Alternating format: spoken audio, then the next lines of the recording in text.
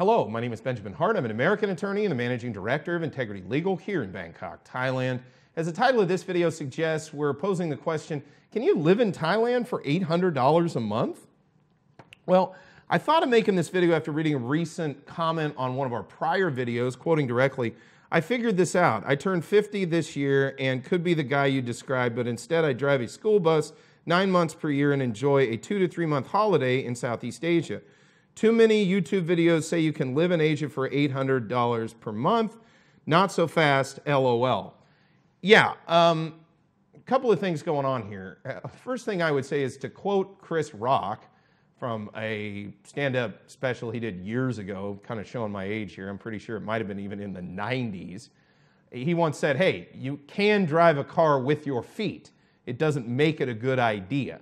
You know, yeah, you can do a lot of things in Thailand that I'm sure are possible. It's probably possible to live in Thailand, even as a foreigner, on $100 a month. Now, it's probably not going to be up to whatever standards you're used to in the West, but it might be possible. I can definitely see a scenario where somebody could live in Thailand on $800 per month. It's definitely a possibility. I think this is the wrong way to think about it, though. And I don't mean this in the sense of, oh, you're just trying to bag on folks that don't, have the budget or something. Not my point at all. In fact, we deal with clients across all spectrums of, the sort of socioeconomic ladder, whatever you want to call it. And definitely we try to find solutions that are as reasonably priced as we can find. This isn't so much a video talking about like legal work or something. This is just sort of generally, can you live on $800 a month in Thailand? Yes.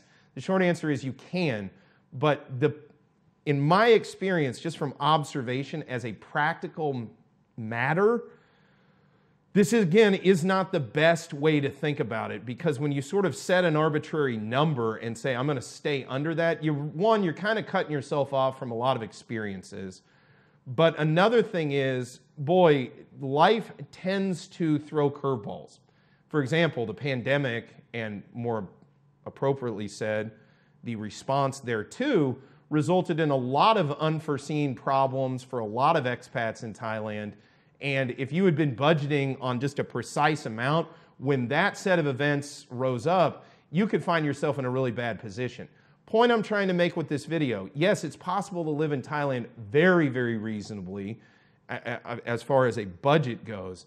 But it's better to take a holistic look at what living in Thailand is like. Look at the totality of everything.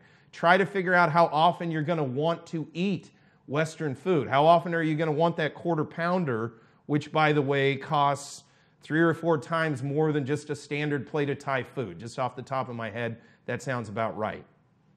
My only point being that sort of setting an arbitrary number is not the best way to look at budgeting yourself and living long-term, especially long-term.